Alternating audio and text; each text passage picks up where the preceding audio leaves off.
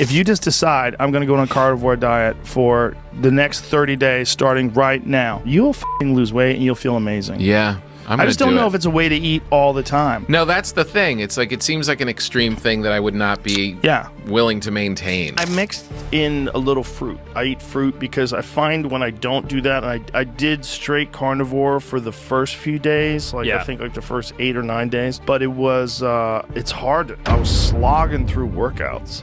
Just no energy. Yeah. When I wrote the Carnivore Code, and this is humbling, but when I wrote the book, I was of the opinion that carbohydrates were not great for humans. And over time, I learned personally, doing a carnivore diet of meat, organs, and fat and salt for a year and a half, that including carbohydrates in my diet improved my health from that. After about a year to a year and a half of a carnivore diet, I began to notice issues. Probably in my case, arising due to electrolyte insufficiency. This led to muscle cramps. I had problems with sleep. I had heart palpitations, fluttering of my heart. I had something called hypnagogic jerks, where I would fall asleep but jerk myself awake. And I had the sense that I was cold or a little bit cold all the time. And when I looked at my labs, my thyroid levels, specifically my total T3 and free T3, were not ideal. I quit the carnivore diet. Going out to eat or going to social events can be pretty limiting when you're trying to avoid things like seed oils, or you're trying to avoid other types of carbohydrate sources. Like, you can pretty much cross Italian off the list. Cons for me, what I found was that it was extremely difficult for me to eat enough food to gain weight, which I needed to in order to actually build muscle. I didn't have the energy. I didn't have my libido. I just can't do it anymore for several reasons. Number one, just some practical stuff, but also some more serious reasons that could impact my health.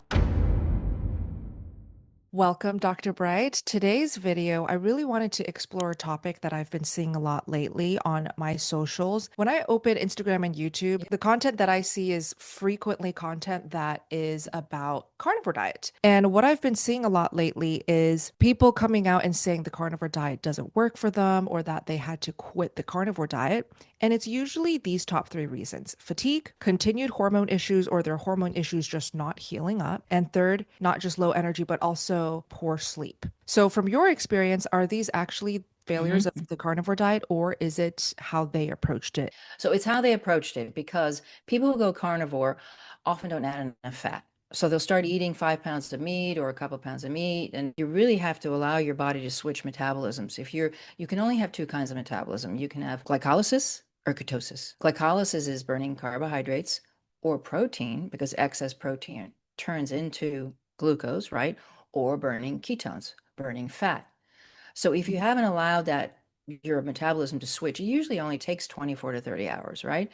But if you don't add enough fat and you're eating a lot of protein, you're kind of still almost eating a high carbohydrate diet, but your body hates to burn protein because it doesn't want to burn its own tissue. It wants to turn that protein into muscle or enzymes or peptides. So you're kind of on a metabolic fence. Your body doesn't know whether to burn protein or glucose, and your liver is going to make glucose eventually. How do you train your body to do it the right way? You eat more fat. You eat enough fat. I mean, eating just protein, eating just a piece of ribeye, if you're healing, isn't going to do it. You have to eat the fat to get to a certain point of being healed. Or, I mean, I usually recommend a higher fat diet than what people may think is carnivore. People think carnivore is just eating steaks and animal protein, right? Does this apply to not just women, but also men? Yes, absolutely. Inflammation, cholesterol is an anti-inflammatory. If you're in a stress state, what happens then? Your liver makes sugar. So you don't have to eat sugar. Your liver can be making sugar. So the fat prevents the blood sugar roller coaster. So if you all of a sudden take out carbohydrates, if you were eating a lot of carbohydrates, right, and you're eating just steak, your body's used to this stimulant in the form of sugar. And then it's just trying to figure out what to metabolize.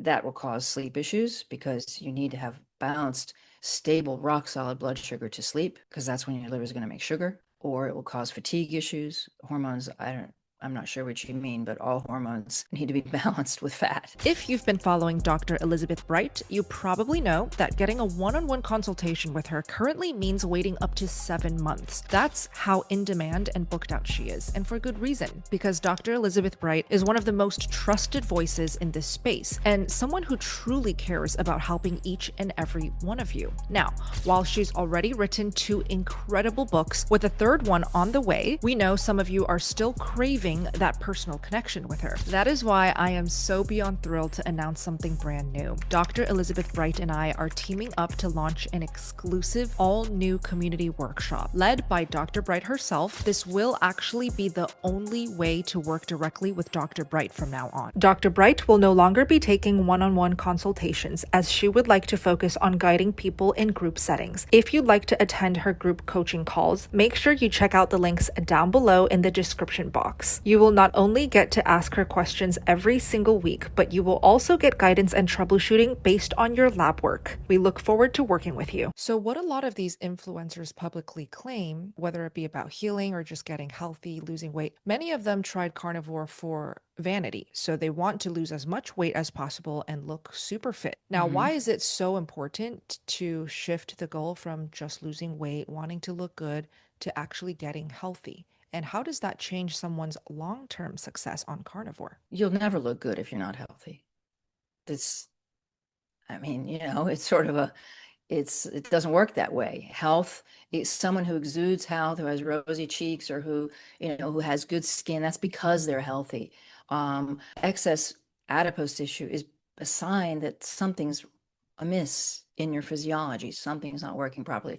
Something's imbalanced. So you're for the rest of your life, if you address your health issues now, that's why the book talks about thyroid and adrenal issues. It starts often when women get their periods too young.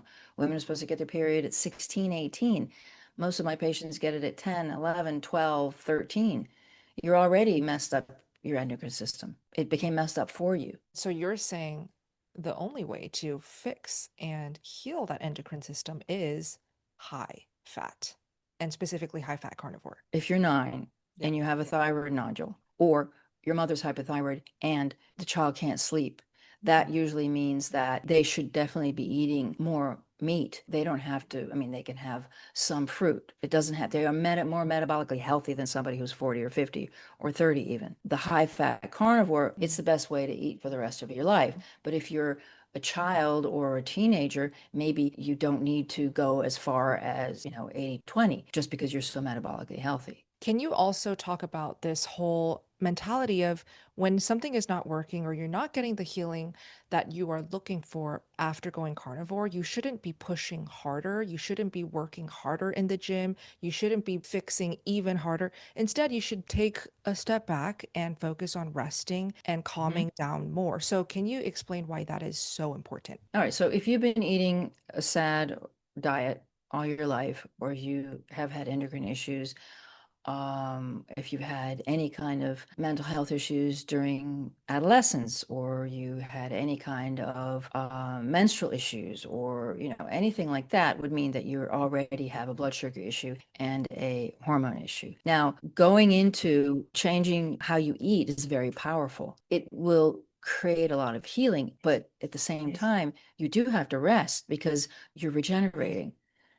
Remember when people used to have tuberculosis, they would go away for 6 months and lie on chaise, and then people would cover them with blankets. They didn't go to the gym and work out. They would have people put, wet towels on them and lower their inflammation that way. So this pushing is a very new, this pushing in the gym thing really comes from when they took our fat away and people started eating more carbohydrates and people got heavier. So then they said, oh, we don't want to admit that you need that fat to be healthy, that you're supposed to be eating a diet that has fat. We're just going to make you go to the gym because it's going to be calories in, calories out. So people didn't used to work out. They used to work. So this whole exercise thing is quite new. What if we put it in the perspective of a mom? Maybe she's a new mom. She already has the first baby that she's raising, and then she just gave birth. There's no way that she can just step back, calm down, slow down, and really focus on recovering and resting. If it's a lifestyle like that, what do you suggest? Babies, small children are very need take a lot of energy. Absolutely, a high-fat carnivore diet will give you. You see, cholesterol is something that gives you extra energy. Fat gives you extra energy. It's an anti-inflammatory, and you build hormones out of it. That's really the way to go. The more stress you have, the more fat you need. Since you are the fat expert, many beginners go way under the required fat that they need to begin with. So from your perspective, what is the best way to raise fat intake gradually so the body can actually adapt smoothly and be able to digest it as best as possible? All right, so I don't really think that you have to increase it gradually.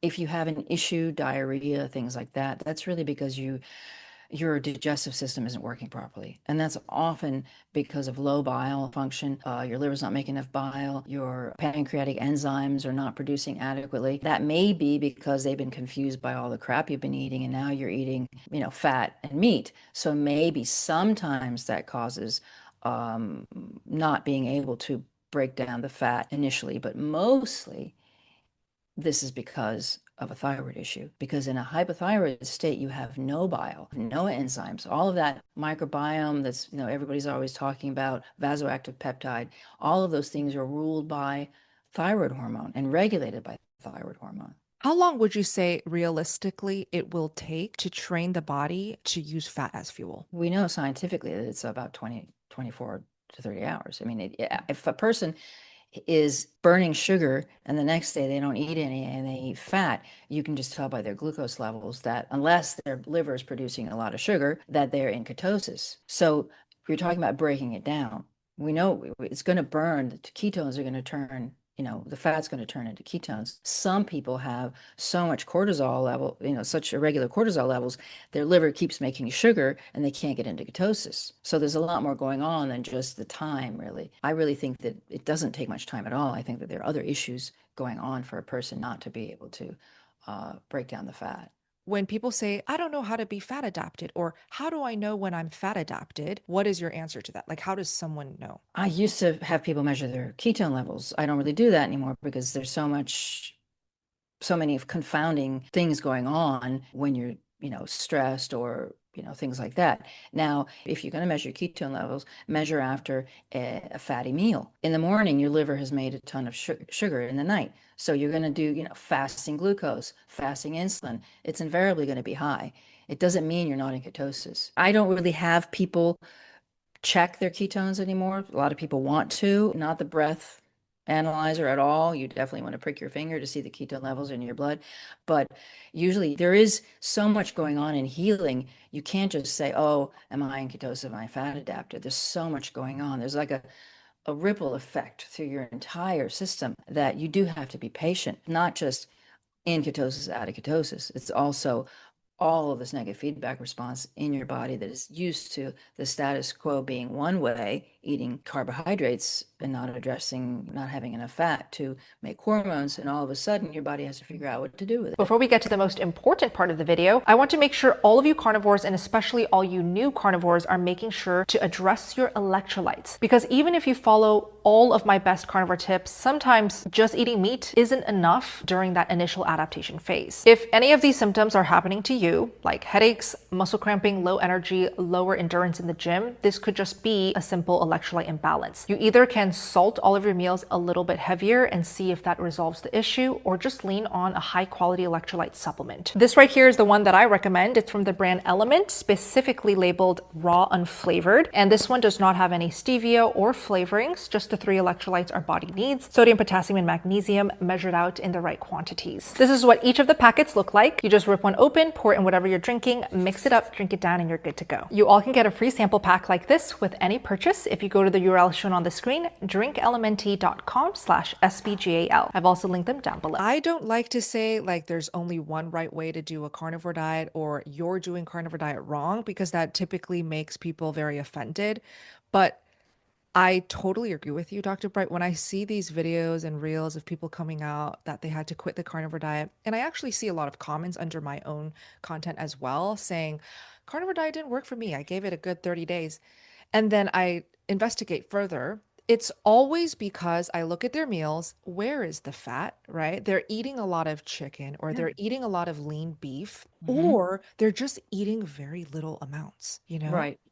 And it's Right. so unfortunate because maybe they just didn't have the guidance or the knowledge to know that not only should you be eating a lot of fat, especially at the start, but you should Yeah. be making sure you're eating plenty of food. So then can you address the topic of how so many people are probably under eating in general as well, but they don't know it? Why is that such a big issue? I mean, the under eating part are most of these people trying to lose weight?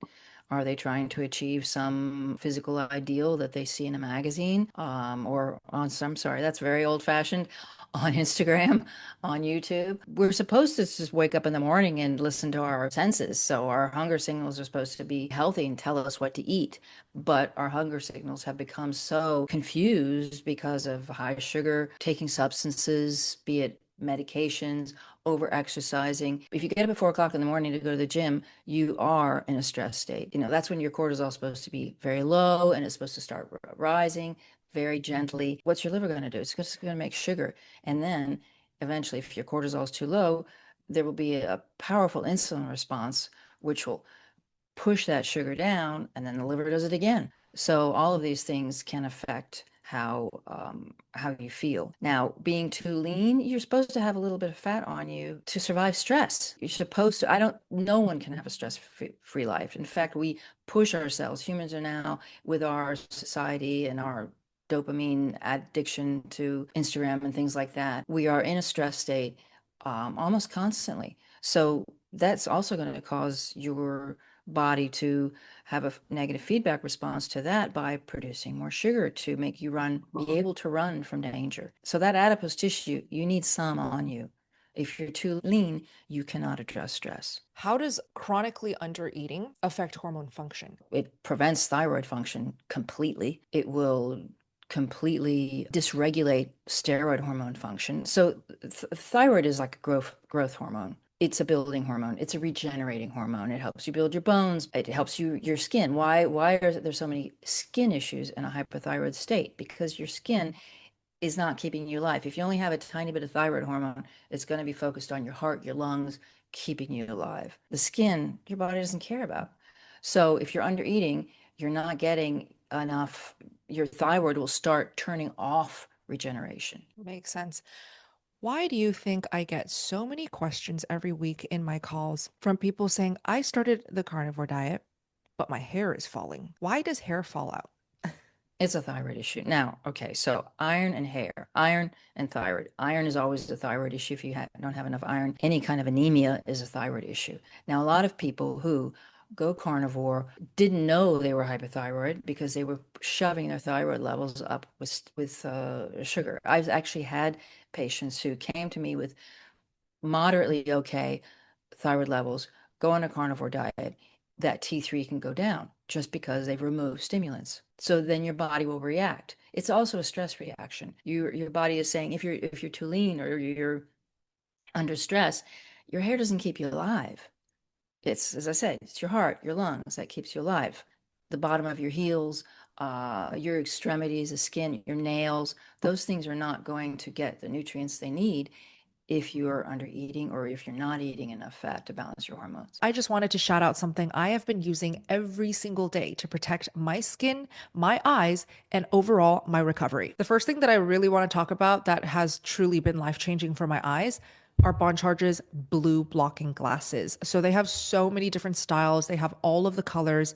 I recommend these yellow ones for daytime and these red ones that I wear most of the time, the moment it starts getting dark outside and all throughout the night. So if I were to recommend just one biohacking product, it's going to be these red blue blocking glasses because they have seriously made such a big difference in my sleep quality and my ability to fall asleep quicker. You may not know this, but all of the light in our devices, laptops, TVs, iPhones are filled with harmful blue light. When you are staring at these bright blue lights close to bedtime, it actually prevents your body from winding down and being able to fall asleep and stay asleep. Besides these blue blocking glasses, I also, as you all know, love to take care of my skin. So ButcherBox has different types of red light management devices, I really like the red light face mask because all I have to do is just wrap it around my head and I can forget about it, do more work, chill in bed, watch some TV with my husband. It really helps my skin calm down. So here in Las Vegas, it is extremely dry, like bone dry climate. I just put on my red light face mask and it really helps calm, soothe, hydrate my skin. So I love the way it makes my skin feel and look. BonCharge has given me a discount code for all of you guys who want to try out their biohacking products. Click the link down below in the description box and use my discount code SBGAL for a discount on your order. So a lot of the people who decide to quit the carnivore diet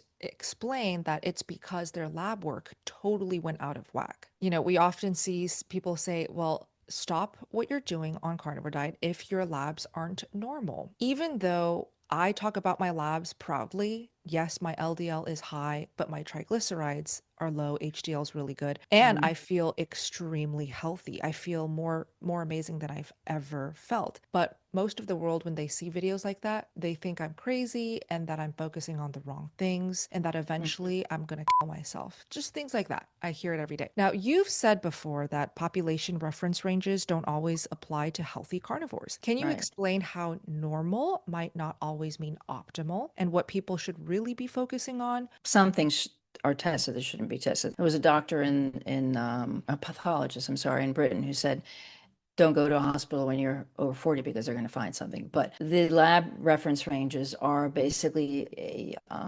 compilation of statistics for unhealthy people. So the healthy people, and certainly the carnivores, aren't there. They're not represented. Their labs have never been studied.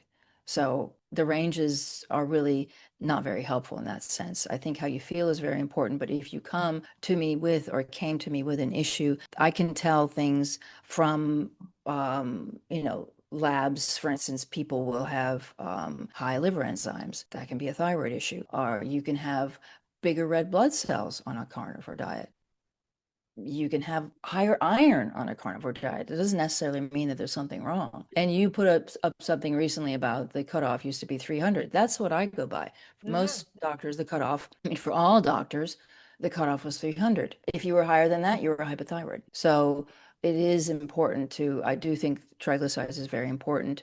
Unfortunately, they've figured out how to measure something and now they just, that's all they care about and they want to give you statins. Before we wrap things up, Dr. Bright, let's get excited again about our community that we will be launching together. And it's going to finally be a place that anyone can go to get the access to you that they need easily. When I visited Dr. Bright in Italy just a few weeks back, I realized that Dr. Bright's wait list, if you want to see her, you need to wait like at least half a year to actually see her and work with her directly. So what do you hope to achieve with this group? Very happy about this because it's very uncomfortable for people to have to wait so long. And I know people do need help. And that's why I wrote the book. So in combination with the book and the group, I'll be able to answer a lot more questions. I'll be a lot more available. There'll be recordings of questions that other people have asked. So I think it's very helpful and it's a really great step forward. Group is linked down below as well, right next to Dr. Bright's third and new book. Dr. Bright will no longer be taking one-on-one consultations as she would like to focus on guiding people in group settings. If you'd like to attend her group coaching calls, make sure you check out the links down below in the description box. You will not only get to ask her questions every single week, but you will also get guidance and troubleshooting based on your lab work. We look forward to working with you. Thank you all so much for watching today's video, and I hope to see you in my next one.